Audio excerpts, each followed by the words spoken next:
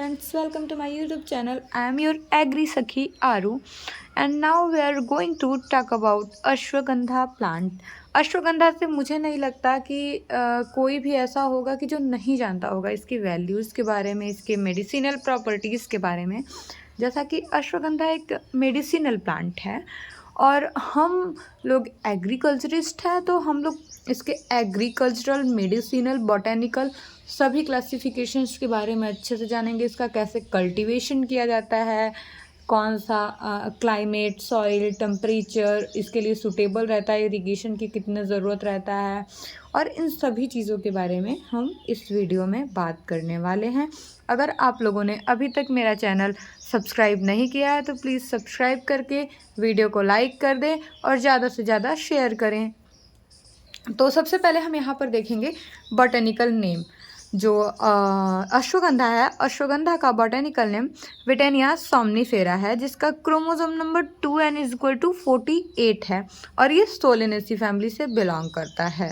इतना तो बहुत नॉर्मल सा बात था और ये आपको पता ही होना चाहिए। और अभी तो बहुत नॉलेज हो गया है।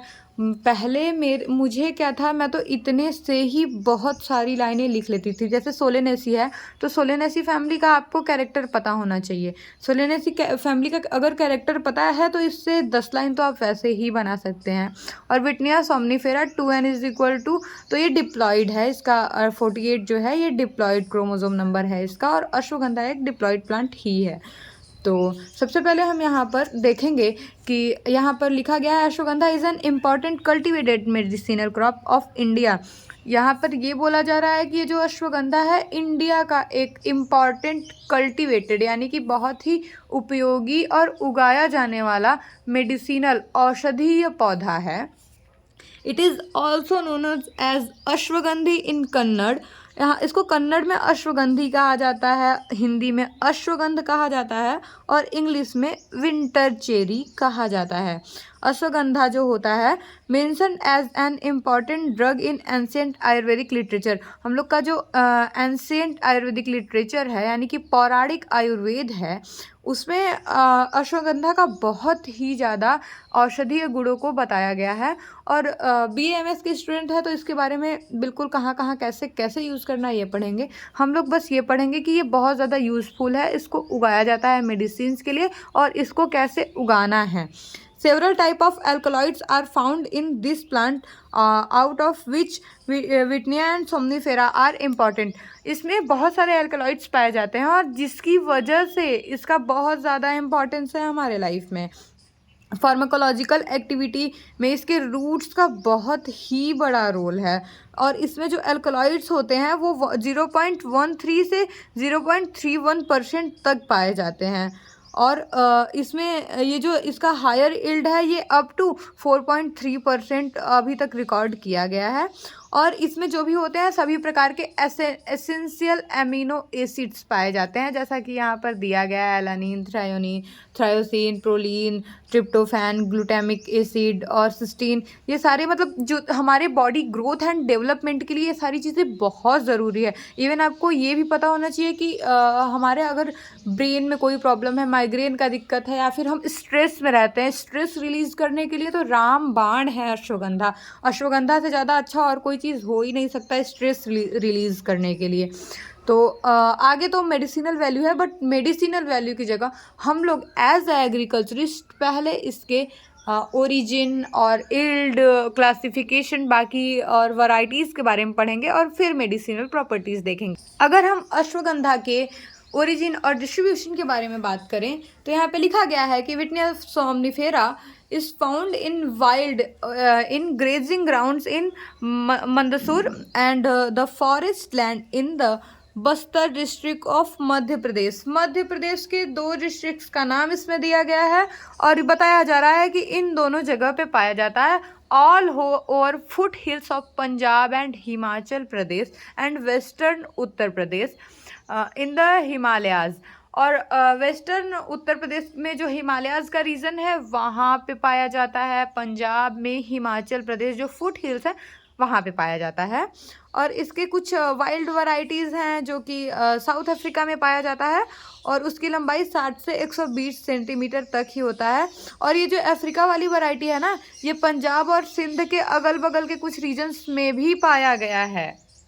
यहाँ पर कहा जा रहा है कि the crop is cultivated in an area of about 4000 hectare in India, mainly in Madhya Pradesh, Punjab, Rajasthan and south India.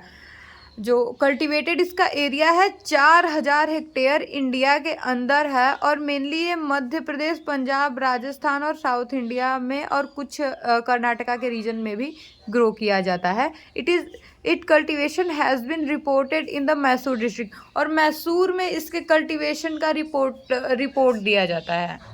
अब हम बात करेंगे अश्वगंधा की वैरायटीज़ के बारे में। सबसे पहले यहाँ पर जवाहर अश्वगंध 20 नामक का एक वैरायटी है, has been released from a single plant selection from the Jawaharlal Nehru कृषि विश्वविद्यालय। जवाहरलाल नेहरू कृषि विश्वविद्यालय जो है वहाँ के द्वारा इसे ग्रो किया गया है। Jawahar Ashwagandh 20 regional agricultural research station Mandsaur under the medicinal and aromatic plant project.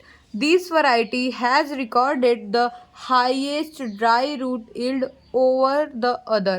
इसके और देखो बहुत सारी वैरायटीज़ हैं, बहुत सारी वैरायटी नहीं याद करनी होती है। एक वैरायटी जिसका कि कम्पिटिटिव एग्ज़ाम में और हमारी जो थ्योरेटिकल एग्ज़ाम है या फिर सेमेस्टर एग्ज़ाम है उनमें सबसे बड़ा रोल होता है। तो कोई एक वैरायटी और उसके बारे में ऑल ओवर नॉलेज। तो यहाँ पे बहुत ज़्यादा नॉलेज की ज़रूरत नहीं है। यहाँ पर आपको ये याद रखना है सिर्फ कि जवाहर अश्वगंध 20 एक वैरायटी है जिसको जवाहरलाल नेहरू कृषि विश्वविद्यालय में ग्रो किया गया है। वहाँ के सिर्फ रीजनल एग्रीकल्चरल रिसर्च स्टेशन जो है उसके अंडर एक प्रोजेक्ट चल रहा था, medicinal and aromatic plant project, उसके अंतर्गत इसे ग्रो किया गया है। और इसके ग्रो करने के बाद रिकॉर्ड किया गया है कि हाईएस्ट रूट यील्ड, और आपको मैंने पहले ही बता दिया था कि इसके रूट का कितना ज़्यादा वैल्यू होता है। तो अगर किसी के रूट का बहुत ज़्यादा वैल्यू है और वही वैल्यू बढ़ गया तो फिर उसके बाद ये सबसे बेस्ट वैरायटी है। फिर इसके ग्रोथ के लिए हमें जो सॉइल चाहिए वो सैंडी लोम सॉइल चाहिए, और ये रेड सॉइल, एमपी रीजन में रेड सॉइल बहुत ज़्यादा, इवन इतना ज़्यादा रेड सॉइल रहता है कि अगर आप किसी भी गाड़ी से जा रहे हैं तो पूरे शीशे और सफ़ेद गाड़ी बिल्कुल लाल हो जाती है, इतना ज़्यादा वहाँ का धूल तक लाल होता है। तो वहाँ की मिट्टी इसके लिए बहुत ज़्यादा सूटेबल। अच्छा हाँ, रेड सॉइल में एक चीज़ और आप वो रेड इसलिए होता है ना क्योंकि उसमें आयरन कंटेंट बहुत ज़्यादा होता है। आयरन कंटेंट ज़्यादा होने की वजह से रेड कलर होता है। और ये चीज़ आपको पता होना चाहिए कि किसी भी प्लांट के ग्रोथ एंड डेवलपमेंट के लिए अगर आयरन है तो उसे एसेंशियल न्यूट्रिएंट तो मिल रहे हैं, तो वो प्रॉपर ग्रोथ करेगा ही करेगा with good organic matter and drainage.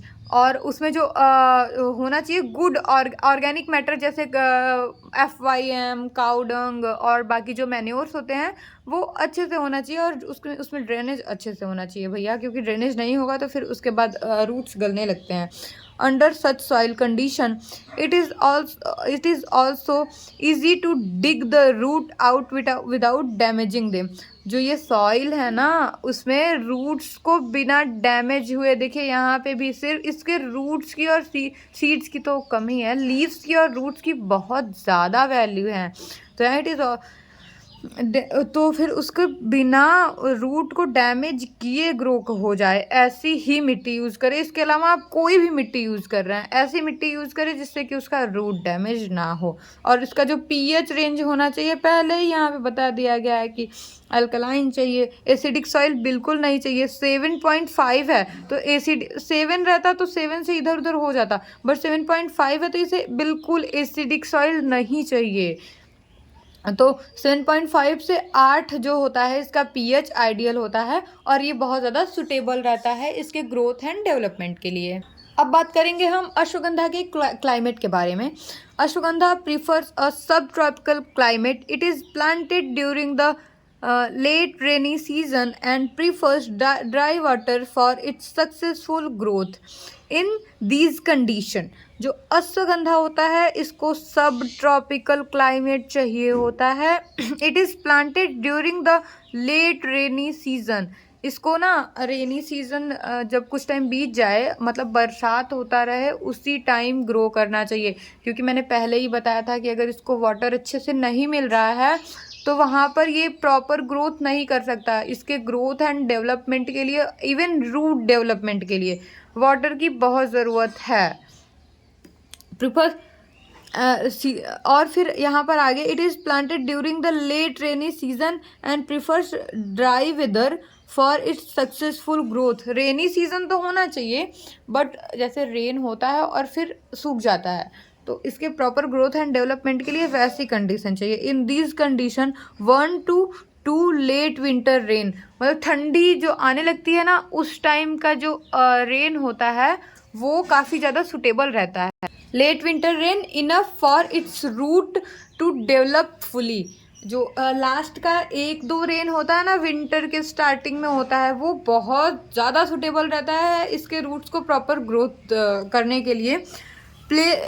Place which receive 660 to 750 mm rainfall are suitable for its cultivation. जो रेनफॉल है वो 660 to 750 mm है, तो इतना इसके कल्टीवेशन के लिए बहुत ज़्यादा सुटेबल है। नेक्स्ट टॉपिक है हमारा propagation. The crop can be grow by directly sowing seed into the field as well as by raising seedling and transplanting them। ये सीड से भी ग्रो हो जाएगा, ट्रांसप्लांटिंग से भी ग्रो हो जाएगा, और इवन आप इसको कटिंग से भी ग्रो कर सकते हैं, बशर्ते सीजन में ग्रो करें। और अगर आप डायरेक्ट सीडलिंग करना चाहते हैं तो उसके लिए भी, in this case the seed are sown directly in the main field by broadcasting. आप मेन फील्ड में सीड को ब्रॉडकास्टिंग आपको पता है, इस तरीके से आपका मुट्ठी और इस तरीके से ऐसे ओपन करना चाहिए, वो ब्रॉडकास्टिंग मेथड होता है। तो ब्रॉडकास्टिंग मेथड से भी सीड को शो किया जाता है इन द मेन फील्ड। फिर उसके बाद, since it is largely grown as rain fed crop, ये जो है ना largely as a rain fed crop ही ग्रो किया जाता है। The sowing is determined by the monsoon. इसका जो सोइंग होता है ना, वो डिटरमाइंड मानसून ही डिटरमाइन करता है। After receiving 1 or 2 showers the field is thoroughly prepared, divided into plots of convenient size and the seed are sown during the second week of July. ये देखिए, रेनी सीजन लगभग ख़त्म हो रहा हो, second week of जुलाई, मतलब 15 जुलाई के बाद ही इसे ब्रॉडकास्टिंग मेथड से इसके सीड को डालना चाहिए। A seed rate of 10 to 12 kg per hectare is required for this method of planting. 10 से 12 kg सीड की ज़रूरत पड़ेगी अगर आप इस मेथड से प्लांट को ग्रो करना चाहते हैं। अच्छा, डायरेक्ट सीडलिंग अगर आप कर रहे हैं तो वहाँ पे तो पहले ही बता दिया गया कि 10 से 12 kg पर हेक्टेयर सीड चाहिए। बट अगर आप नर्सरी डालना चाहते हैं, नर्सरी डाल के ट्रांसप्लांटिंग करना चाहते हैं, तो यहाँ पर कहा गया है, when the seedling are to be raised for transplanting they should be shown in well prepared raised nursery bed। Nursery में प्रॉपर प्रिपेयर करके नर्सरी बेड्स बनाने पड़ेंगे, और about 5 kg of seed are required to provide enough seedling for sowing 1 hectare. अच्छा, वहाँ पे 10 से 12 kg लग रहा था, इसके दोगुने से, इसका लगभग दोगुना है, उससे थोड़ा ज़्यादा ही, और यहाँ पे 5 kg में ही हो जाएगा। बट प्रॉपर नर्सरी बेड बनाना होगा, 5 kg सीड्स आपको उसमें शो करना होगा, और फिर जब सीड्स बड़े हो जाएंगे तो फिर उन्हें ट्रांसप्लांट करना होगा। To avoid nursery disease the seed are treated with Dithane M45 at the rate of 3 gram per kg of seed before sowing. Sowing से पहले ना इसको ट्रीटमेंट कर देना चाहिए, seed treatment. The seed in the nursery beds are sown in lies spaced at 5 centimeter and covered with light soil. The germination commences with 6 to 7 days of sowing, and in about 10 days after sowing it is complete. When the seedlings are 6 weeks old and sufficiently tall, they are transplanted in 60 centimeter space row 60 centimetre apart in well prepared land. ठीक, यहाँ पर 6 to 7 days जब हो जाए showing करने से, या फिर 10 डेज हो जाए, तो प्लांट आपके इतने बड़े हो जाते हैं कि आप उन्हें ट्रांसप्लांट कर सकें, और 60 सेंटीमीटर की दूरी पे आप उसको ट्रांसप्लांट कर सकते हैं। अब हम बात करेंगे इस प्लांट के मैन्योर और फर्टिलाइज़र के बारे में। तो यहाँ पर बोला गया है, the ashwagandha crop does not require heavy dose of manure and fertiliser. बहुत ज़्यादा हैवी डोज का ज़रूरत नहीं है, थोड़े में भी काम हो जाता है। अगर आप इंटरकल्चर करना चाहते हैं तो the directly sown crop is thinned at 25 to 30 days to maintain a plant population of 20,000 to 25,000 per hectare. Hand weeding at 30 days interval helps to control the weeds effectively. If weeds को अगर 30 दिन पे आप hand weeding भी कर रहे हो तो काफ़ी अच्छे से सारे जो भी खरपतवार रहते हैं वो निकल जाएंगे। और इंसेक्ट की बात किया जाए तो भाई पहले ही मैंने बताया था मेडिसिनल यूज़ में इसके, कि जो बॉडी लेसेस होते हैं उनको, और बेड सोर एडवांस होते हैं, उन सभी को मारने के लिए ये बहुत ज़्यादा इफ़ेक्टिव होता है। तो जब वो ऑलरेडी एज अ इंसेक्टिसाइड इसके लीव्स को हम यूज़ कर रहे हैं, इसका जो लीव्स होता है काफ़ी मेडिसिनल वैल्यू रखता है, और इसके लीव्स को हम लोग एज अ मेडिसिन यूज़ करते हैं। और अगर किसी को हम एज अ मेडिसिन यूज़ कर रहे हैं, एज अ इंसेक्टिसाइड यूज़ कर रहे हैं, तो फिर उसमें इंसेक्ट का लगना तो मतलब ज़रूरी नहीं ही है कि लगे। और फिर भी अगर इंसेक्ट उसमें लग रहा है तो वो अभी तक दिखा नहीं है, और कोई भी साइंटिफिक डाटा इसके इंसेक्ट के बारे में नहीं है। बट अगर इंसेक्ट नहीं है तो ये थोड़ा ना हो सकता कि उसमें वायरस, फंगस, बैक्टीरिया अटैक ना करें, होता है। तो अब हम बात करेंगे डिजीज़ के बारे में। इसमें जो डिजीज़ होता है, seed rotting, seedling blight and late blight are common disease affecting ashwagandha. Ashwagandha को अफेक्ट करने वाले ये कॉमन डिजीज़ हैं, और लगभग आप देख रहे हैं कि सीड में ही लगते हैं, उसके प्लांट को किसी को कुछ करने की हिम्मत नहीं है।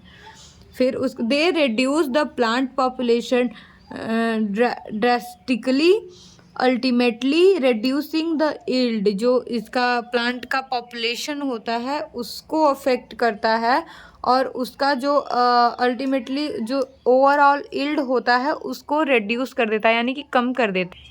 Their incidence can be minimized by treating the seed before sowing with Captan at the rate of 3 gram per kg of seed को अगर ट्रीट करके सो कर रहे हैं तो फिर हमको ये सारे डिजीजेस देखने के लिए नहीं मिलेंगे।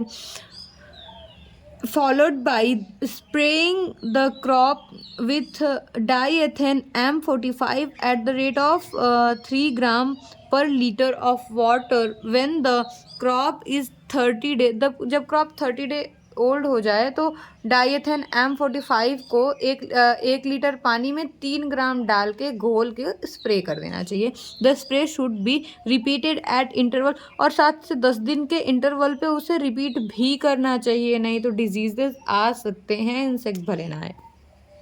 The other disease reported on this crop are seedling mortality or dieback.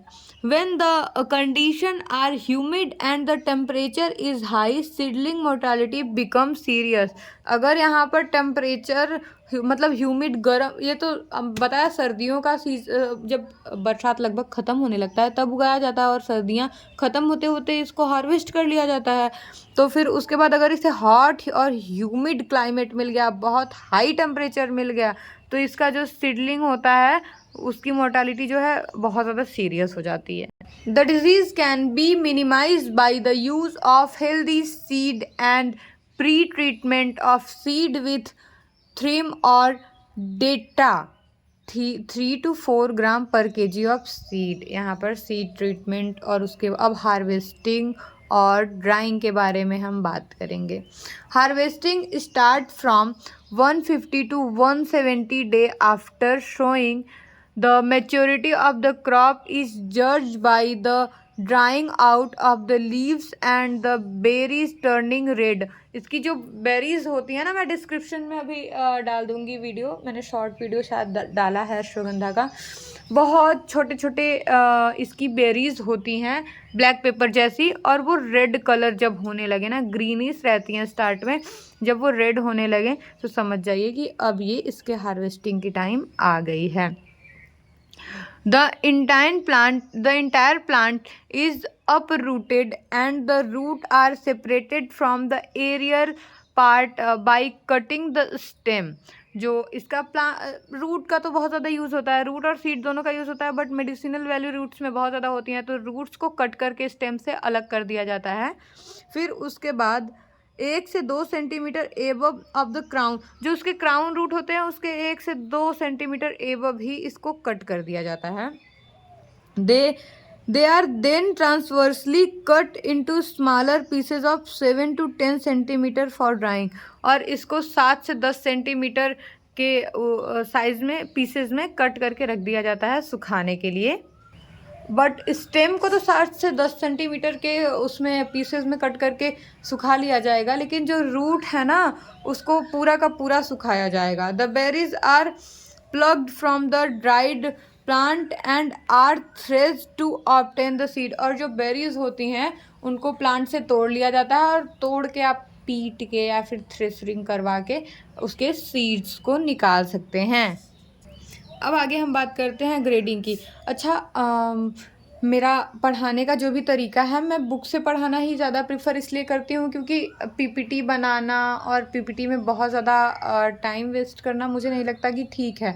मैं नोट्स बनाती हूँ और उसी नोट्स को प्रिंट करके ऑलरेडी उसी से मैं पढ़ा रही हूँ, क्योंकि नोट से पढ़ाना मुझे ज़्यादा बेटर लगता है अकॉर्डिंग टू पीपीटी में मैं पता नहीं कि उतना ज़्यादा कंफर्टेबल नहीं फील करती। अगर आप लोगों को ऐसा लगता है कि मुझे पीपीटी पे पढ़ाना चाहिए तो आप लोग कमेंट करके बता सकते हैं। बाकी हम लोग आगे चलते हैं। नेक्स्ट टॉपिक जो है grading. The dried whole root undergo cleaning, trimming and grading before dispatch. इसको बेचने से पहले ना वो इसकी ग्रेडिंग की जाती है। जैसे कार्डेमम आप लोगों ने पढ़ा होगा, कार्डेमम में ग्रेडिंग की जाती है 4-5 तरीके से। पहले एक बोल्ड होता है, एक्स्ट्रा बोल्ड होता है, अल्ट्रा बोल्ड होता है, फिर नॉर्मल होता है, हाई ग्रेड होता है, लो ग्रेड होता है। वैसे इसमें भी ग्रेडिंग की जाती है। ग्रेडिंग में नॉर्मली ये होता है जो सबसे अच्छे क्वालिटी के रूट होते हैं उसका ग्रेड हाई होता है, फिर लो, फिर उससे लो, इस तरीके से इसकी ग्रेडिंग की जाती है। और ग्रेडिंग के बाद अब अगर इसका हम देखें, average yield of 300 to 500 kg पर, इसका जो यील्ड होता है 300 से 500 kg पर हेक्टेयर होता है ड्राइड रूट्स का, और 50 to 75 kg per hectare seed होता है। और इसी के साथ अगर आप लोग कहें तो मैं बॉटेनिकल क्लासिफिकेशन और मेडिसिनल वैल्यू पढ़ाऊँ, नहीं तो फिर उसके बाद उन चीज़ों को अवॉइड करते हैं। अगर आप लोगों को वीडियो अच्छा लगा हो तो लाइक, शेयर, सब्सक्राइब करें, और अगर इसके मेडिसिनल और बॉटेनिकल क्लासिफिकेशन को भी आप जानना चाहते हैं तो नीचे कमेंट करें। Thanks for watching. Please visit again my YouTube channel.